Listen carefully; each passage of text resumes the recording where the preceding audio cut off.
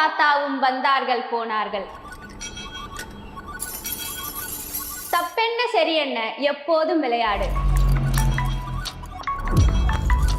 அடப்பாவி என்பார்கள் தப்பாக நினைக்காத. எப்பாத போனாலும் இன்பத்தை தள்ளாத. சோறுண்டு சுகமுண்டு மது உண்டு மாது உண்டு மனம் உண்டு என்றாலே ஸ்வர்க்கத்தில் இடம் உண்டு போடா. இந்த டைலாக் நம்ம விண்டேஜ் தலைவர் சொல்லி கேட்டிருப்போம், இப்ப இருக்கிற தலைவர் சொல்லியும் கேட்டிருப்போம். இது என்னோட ஸ்டைல்ல நான் சொன்னது, ஆனா தலைவர் சொன்னாதான் இந்த டைலாக் நல்லா இருக்கும்.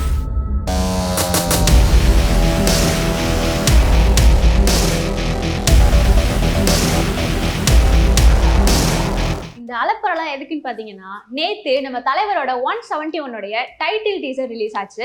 ஆஸ் யூஷுவல் லோகேஷ் கனகராஜ் அவருடைய ஸ்டைல்ல இந்த டீசரை கொடுத்து மிரட்டி விட்டுருக்காரு அப்படின்னே சொல்லலாம். ஆல்ரெடி லோகேஷ் கனகராஜ் ஒரு இன்டர்வியூல சொல்லியிருப்பாரு, இது எல்சியூக்குள்ள வராது அப்படின்னு சொல்லிட்டு. சோ அந்த விதத்துல இது ஒரு ஸ்டாண்டலோன் ப்ராஜெக்ட் தான். இது லோகியோடைய யூனிவர்ஸ் கீழே வராது. இந்த படத்துல இருக்கக்கூடிய ஹிண்ட்ஸை வச்சு இந்த படத்துடைய ஸ்டோரி எப்படி இருக்க போகுது அப்படின்ற ஒரு சில கெஸஸ் இருக்கு. சோ அது மட்டும் என்னன்றதை பார்த்துட்டு வந்துடலாம் வாங்க. டீசரோட இன்ட்ரோவே ஒரு ஹார்பர்ல ஆரம்பிக்கிற மாதிரி தான் காமிச்சிருக்காங்க. ஹார்பர்ல இருக்கிற குடவுன்ல கோல்ட் ஸ்மக்லிங் நடக்கிற மாதிரியும் நிறைய கோல்ட் ஐட்டம்ஸ் இருக்கிற மாதிரியும் அந்த இடத்துல ஃபைட் நடக்கிற மாதிரியும் தான் காமிச்சிருக்காங்க. ஸோ மேபி இது ஹார்பர்ல நடக்கிற ஒரு கோல்ட் ஸ்மக்லிங் பத்தின கதையா இருக்க சான்சஸ் இருக்கு. அதுக்கு அடுத்ததா பாத்தீங்கன்னா, அந்த குடோன்ல வேலை செய்யக்கூடிய ஒரு அடியாளுக்கு அவரோட பாஸ் ஒருத்தர் கால் பண்றாரு. கால் பண்ணி நம்மளோட செக்யூரிட்டி கூடயே ஒருத்தர் கிராஷ் பண்ணிட்டு உள்ள வந்திருக்கான், ஸோ அவன் யாருன்னு பாருங்க, அவனை தடுத்து நிறுத்துங்க அப்படின்ற மாதிரி சொல்றாரு. செக்யூரிட்டி கூடயே ஒருத்தர் கிராஷ் பண்ணிட்டு வராங்க அப்படின்னா அது கண்டிப்பா நெகட்டிவான ஒரு ஆளா தானே இருக்க முடியும். ஸோ அது வேற யாருமே கிடையாது, நம்ம தலைவர் தான். ஸோ தலைவர் இந்த படத்துல நெகட்டிவ் ரோல் பண்றதுக்கு நிறையவே சான்சஸ் இருக்கு. ஏன்னா ஆல்ரெடி லோகேஷ் கனகராஜ் ஒரு இன்டர்வியூல சொல்லியிருப்பாரு, எனக்கு ரஜினி சாரை நெகட்டிவ் ஷேட்ல பாக்குறதுக்கு தான் பிடிக்கும் அப்படின்னு சொல்லிட்டு. அதோட மட்டும் இல்லாம இந்த படத்துல யூஸ் பண்ணிக்கிற ரெஃபரன்ஸ்ல எல்லாமும் நம்ம ரஜினி சார் நெகட்டிவ் ஷேட்ல தான் நடிச்சிருப்பாரு. இந்த படத்துல வரக்கூடிய அப்பாவும் தாத்தாவும் அந்த டைலாகே அவரு கமல் கூட சேர்ந்து நடிச்ச நினைத்தாலே இனிக்கும் படத்துல வரக்கூடிய ஒரு சாங்ல இருந்தா எடுத்திருப்பாங்க. அதுலயுமே நம்ம தலைவர் நெகட்டிவ் ரோல் தான் பண்ணியிருப்பாரு.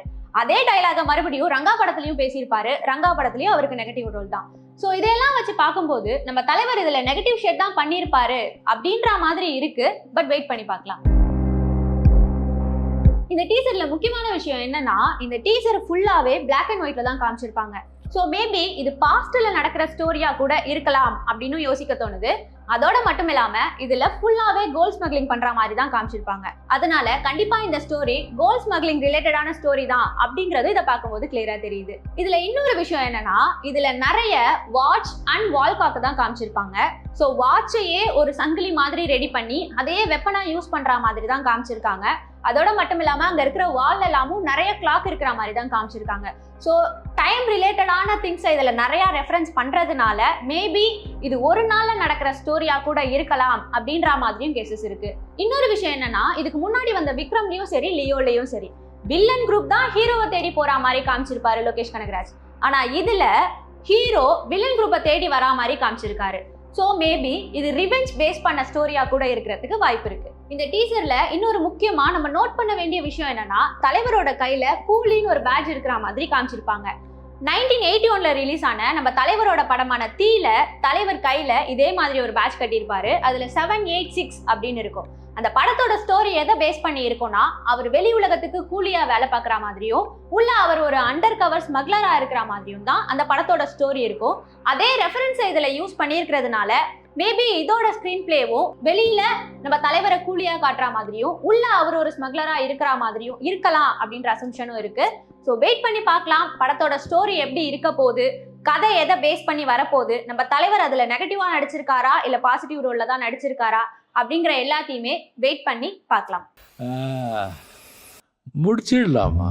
இதுல இன்னொரு ஹிண்ட்டையும் கொடுத்து நம்ம லோகேஷ் கனகராஜ் முடிச்சிருப்பாரு. அது என்னன்னா, இந்த படம் 4 லாங்குவேஜ்ல ரிலீஸ் ஆக போகுது அப்படின்றது தான். அந்த படத்தோட டைட்டில் கார்டு போடும் போதே 4 லாங்குவேஜையும் போட்டு தான் முடிச்சிருப்பாங்க. சோ இதை வச்சு நம்ம கன்ஃபார்மே பண்ணிக்கலாம் இந்த படம் 4 லாங்குவேஜ்ல வரப்போகுதுன்றத. நம்ம லோகி இதுலயும் அவரோட டச்சை கொடுத்திருக்காரு. அது என்னன்னா, நம்ம விக்ரம்ல கமலுக்கு ஆரம்பிக்கலாமா அப்படின்ற டைலாக கொடுத்து டீசரை முடிச்சிருப்பாரு. அதே மாதிரி தான் லியோல பிளட்டி ஸ்வீட் அப்படின்ற டைலாக கொடுத்து டீசரை முடிச்சிருப்பாரு.